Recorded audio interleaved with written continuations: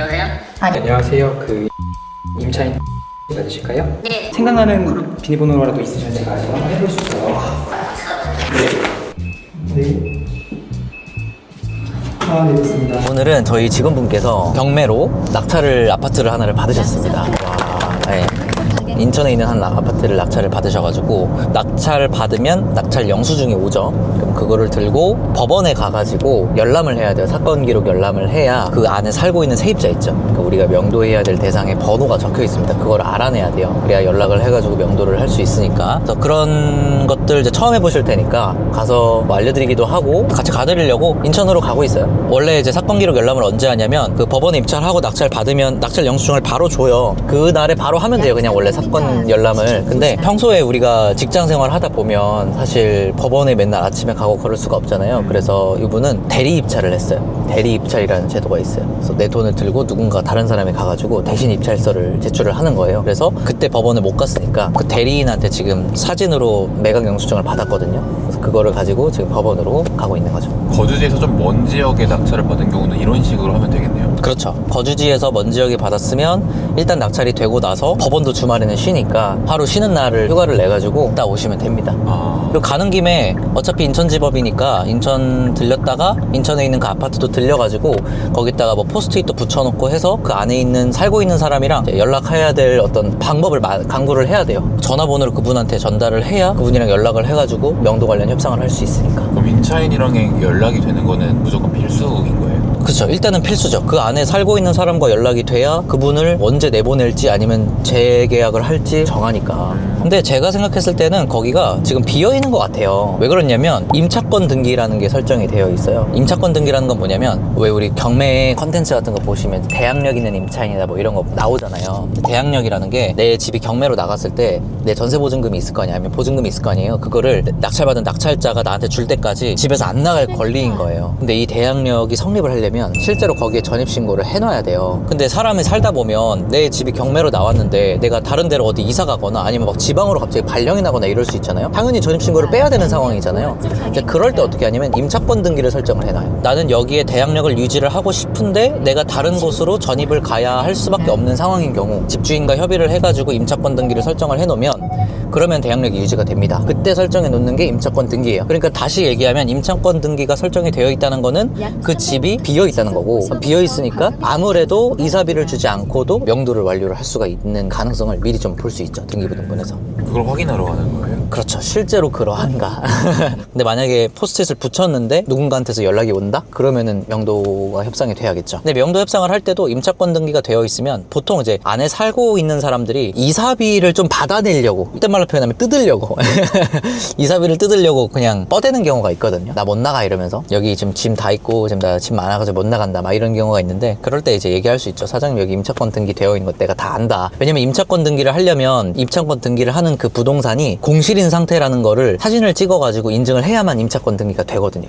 그래가지고 이제 거기 비어있는 집인 거 다 안다, 안 살고 계신 거 다 안다 하면서 좀 빠르게 명도를 마무리 지을 수 있겠죠. 오늘은 그러면 직원분 거를 도와주러 가시는데 네. 대표님도 그러면 경매랑 이런 것들을 활발하게 하고 계시나요? 네, 저도 하고 있고, 저 얼마 전에 하나 매도를 했어요. 완전히 끝난 거 아니고 오늘이 지금 이제 3월 10일인데 제가 3월 15일에 매도 잔금을 치릅니다. 거기는 대구에 있는 아파트고 한 번도 가본 적 없거든요. 한 번도 안 가보고 제가 2억 2천에 사가지고 2억 7천에 매도를 했어요. 6개월 만에. 매매사업자라는 걸 내가지고 절세도 잘 했고. 매매사업자를 내야 되는 경우가 있는 거예요? 개인으로 매도를 하게 되면 2년 보유를 안 하면 양도세 중과가 됩니다. 양도세 중과가 돼서 특히나 이제 단타 같은 경우에는 단타로 하면은 뭐 4개월 안에 팔고 막 6개월 안에 팔고 이래버리잖아요. 그럼 거의 70% 넘게도 나와요, 소득세가. 근데 매매사업자로 한다? 그럼 바로 16%, 23%. 대신에 매매사업자로 하려면 뭐 이런저런 요건들이 좀 필요하긴 하지만 어쨌든 그렇다. 그러면 이번에 대구에서 매도하시는 물건은 6개월 만에 매도를 하시는 거예요? 6개월 만에 매도를 했어요. 6개월이요? 네, 제 돈이 한 4천 정도 들어갔거든요. 85% 대출을 받았어요, 걔는. 그래서 4천 정도 들어가서 지금 6개월 만에 2억 7천에 팔았으니까 5천만 원 정도. 그러면 세금 떼도 4천만 원 정도 시세 차익을 본 거죠. 와. 직장 다니면서도 사실 할 수 있어요, 이 정도는. 누군가의 연봉이 4천만 원일 텐데 경매라는 수단을 하나 알았다는 것만으로 4천만 원을 그냥 저 아무것도 안 했거든요, 진짜. 그리고 그 거의 내부 사진 찍으러 가는 것도 부동산 주변에 있는 중개사님한테 부탁을 해가지고 그분이 직접 들어가가지고 사진 찍어서 저한테 보내주시고 그분이 이제 또 팔아주시고 이랬거든요. 그렇게도 할 수 있는 거예요? 그렇게 가능하더라고요. 그러니까 자동화 하려고 하다 보면은 다 자동화가 되더라고요. 그래서 한 번도 간 적이 없고 한번 매도할 때는 와야 된다고 하셔가지고 3월 15일에 한번 가려고 하고요. 가는 김에 아파트 사진도 내부도 한번 촬영을 해볼까 합니다. 처음 보시는 거죠? 처음 보는 거예요. 그리고 제가 경매로 첫 번째로 낙찰받았었던 건이 1억 7천에 받아가지고 2억 2천에 맞췄어요, 전세를. 5천만 원이 저한테 도로 들어온 거죠. 그 상태에서 제가 2년을 보유한 다음에 2억 3천만 원에 매도를 했거든요. 그래서 저는 그걸로 또 6천만 원의 시세 차익을 봤었죠.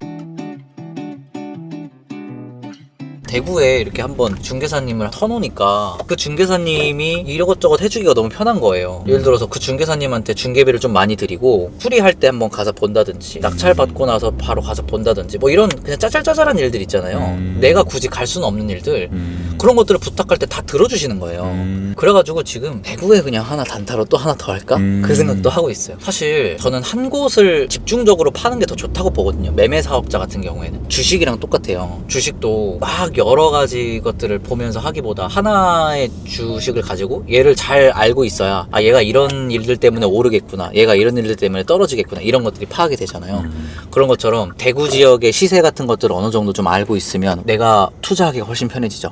경매로 물건이 딱 나왔을 때 얘는 싸네, 얘는 좀 비싸네, 얘는 좀 기다려야겠네, 이런 것들이 바로바로 나오잖아요. 그러니까 좀 좋죠. 한 분야의 전문가가 되는 느낌. 그쵸. 그러니까 그 하나의 지역을 딱 파고드는 게 낫다고 봐요, 매매 사업자를 하려면은. 근데 저는 그게 굳이 대구에서 좀 멀기는 하지만 그래도 무슨 일이 생겼을 때 한 2시간 정도면 갈 수 있고, 그리고 이미 거기에 되게 좋은 분을 한 분을 만나가지고 그분이 잘 도와주시니까 좋죠. 제가 사실 그분을 어떻게 만나게 됐냐면, 대구에 제가 한번 아파트를 한번 낙찰을 받았었는데 그때 이상하게도 제가 미납관리비를 조사를 안 한 거예요. 근데 이거를 꼭 해야 돼요, 여러분. 미납관리비를 받았죠. 받고 나서 얼마나 나오겠어 했는데 그 전화해서 물어봤어요. 낙찰 받고 나서 미납관리비 얼마나 하는지 아세요? 얼마나? 1,000만 원 나왔어요, 미납관리비가.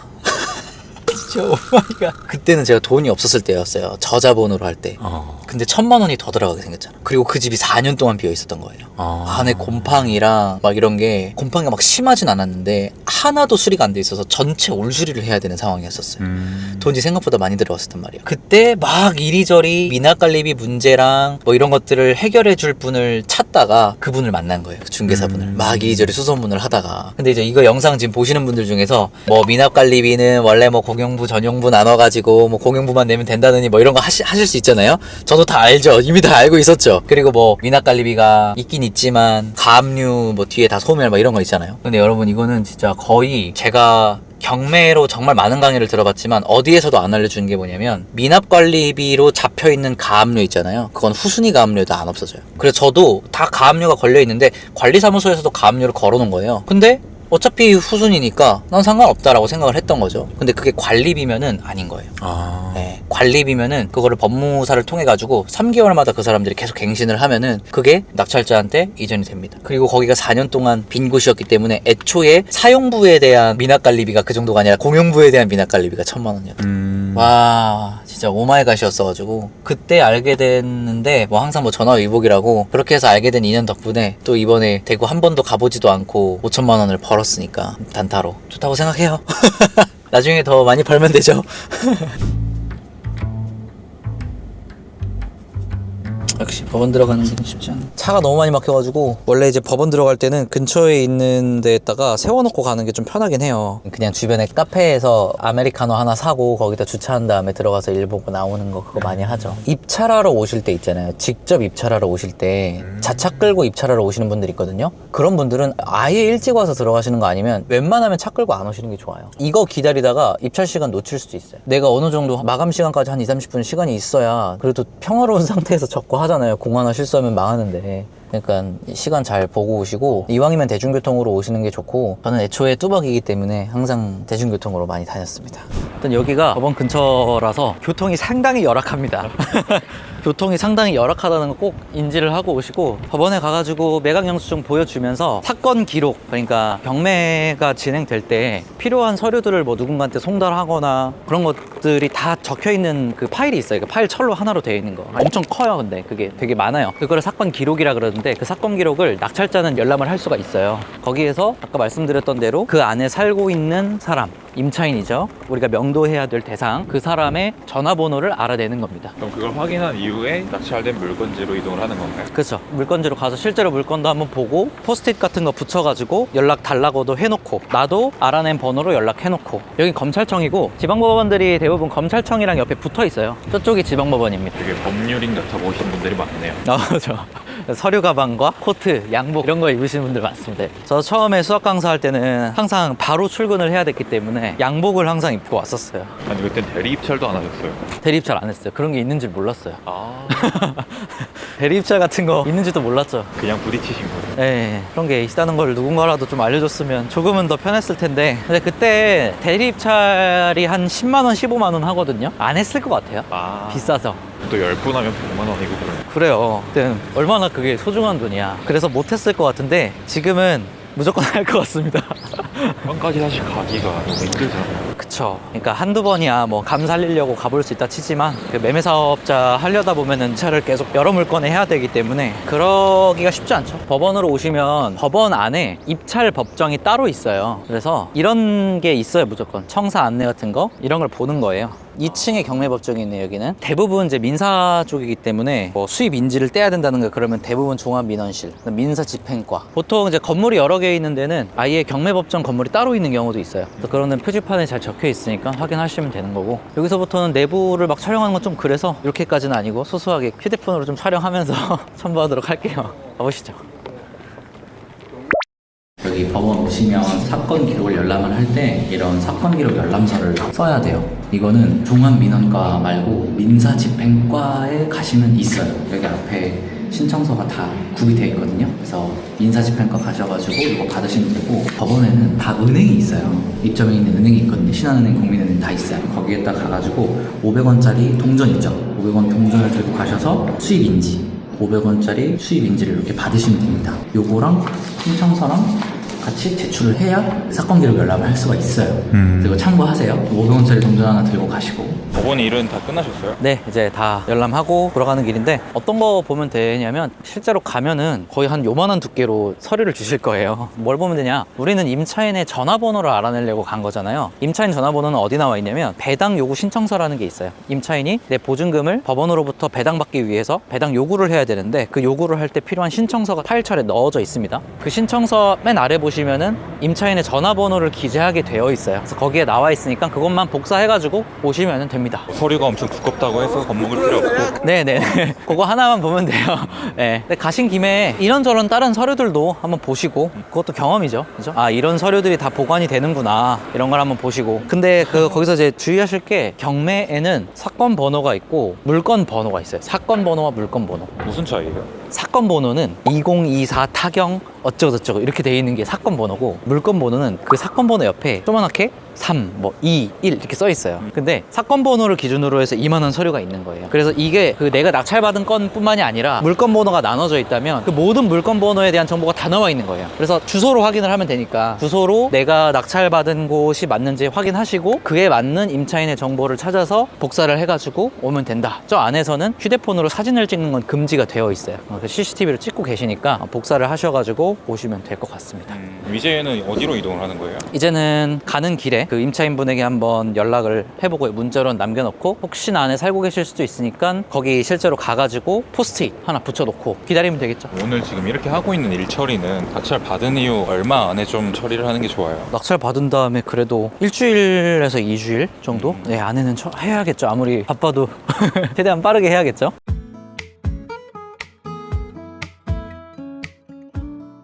여긴가요? 네, 물건지에 도착을 했습니다. 문이 열립니다. 와, 많이 쌓여있네. 와, 어마어마하게 많이 쌓여있네. 와, 맞네. 지금 요만큼이나 쌓이는 걸 보면은 확실히 안 사는 게 맞는 것 같고.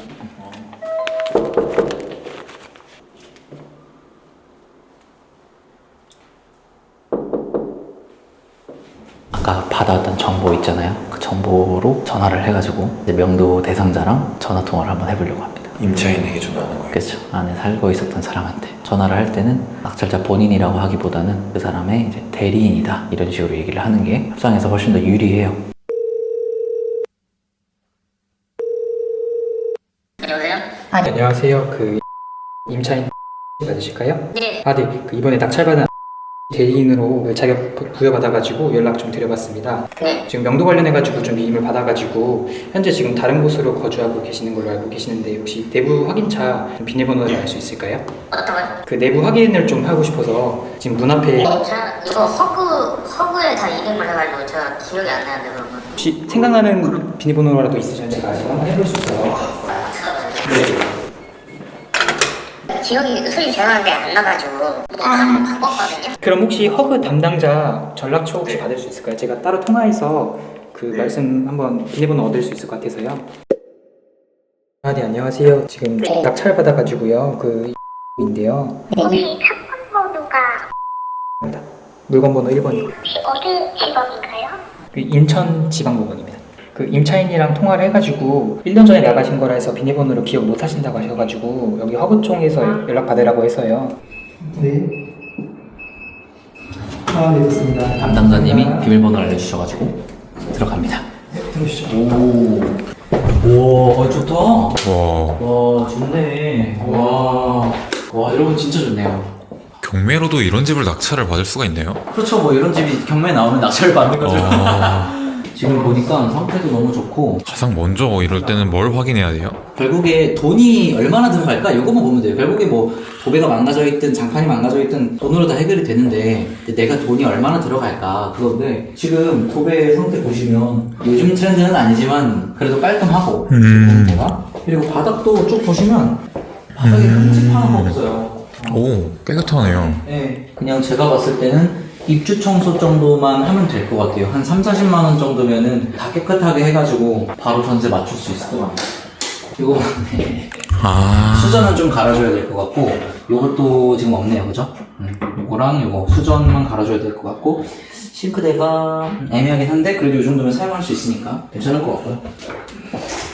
보니까 다 깔끔하네.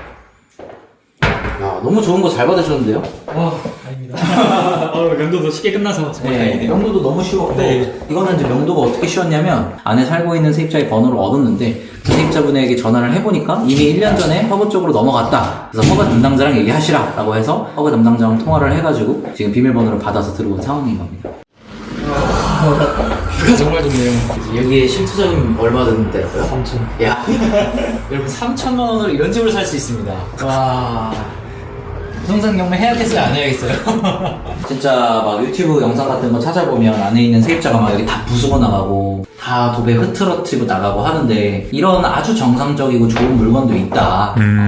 일반적으로 우리가 다 흐트러뜨리고 나가지 않잖아요, 그죠? 그래서 너무 겁먹지 않으셨으면 좋겠다 라는 말씀도 드리고요. 보수할 게 없는데요, 여기는? 네, 진짜 깔끔하네요. 이쪽 방향을 좀 확인해 봐야 되는데 거실 쪽 방향 같은 거 확인하실 때 아이폰 같은 데는 다 어플이 있어요. 아마 갤럭시도 다 있을 거예요. 나침반 어플 켜가지고 그래서 확인하시면 됩니다. 네, 근데 보니까 지금 남서향이라고 나오죠. 그래서 남서향으로 공고를 내서 전세를 맞추면 여기가 한 2억, 제가 볼 때 3천 정도까지도 충분히 받을 수 있을 것 같거든요. 2억 2천이 시세인데 지금 매물이 없어가지고 전세 매물이 없어서 2억 3천에 올려놔도 나갈 것 같기는 해요. 다 기타 부대비용 포함해서 2억 5천에 받으셨으니까 2억 한 3천에 받으시면 실투금 한 2천만 원 정도로도 이런 아파트를 살 수가 있는 매매 시세가 여기가 아까 보니까 2억 7천부터 시작을 하더라고요. 그래서 2억 한 5천에 받으셨으니까 이미 시세 차익 2천만 원은 보고 들어가는 거죠. 그게 되게 경매의 큰 장점 중에 하나죠. 경매로 시세보다 10%에서 20% 정도 저렴하게 사가지고 또 시세가 또 오르면 그만큼을 더 먹을 수 있는 거니까 진짜 돈을 벌면서 투자를 시작을 하는 게 경매죠. 사실 주식 같은 것들은 그렇게 할 수가 없잖아요. 내가 사서 올라야 이제 차익을 먹는 건데 경매 같은 경우에는 애초에 싸게 사버리는 거기 때문에 그냥 살 때부터 돈을 벌고 시작을 하는 투자가 되는 겁니다. 한쪽 안방 화장실 이런 부분들이 좀 삭긴 했지만 이 정도는 뭐 상관은 없죠. 사실 올해 저 공실이다 보니까 변기 쪽 이런 부분들이 조금 손은 봐야 될 것 같기는 한데 잘 내려가네요. 오, 눈물 나는 거. 네, 잘 나오네요. 잘 좋네요. 와서 확인해야 될 게 뭐 그냥 집 보러 가듯이. 네, 저는 그리고 나머지 만약에 확인해야 될 부분이 있으면 그냥 중개사님에게 맡기는 편이기는 해요.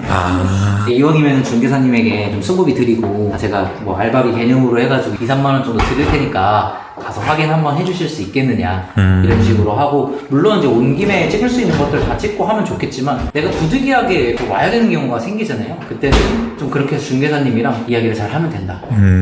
대표님은 이런 신축 아파트를 낙찰 받아보신 적이 있으세요? 저는 신축은 없어요. 얘도 신축은 아니에요, 사실. 지은 지 6년 정도 된 투룸 빌라를 낙찰을 받아가지고 그걸로 한 6천만 원 정도 시세 차익을 냈었어요.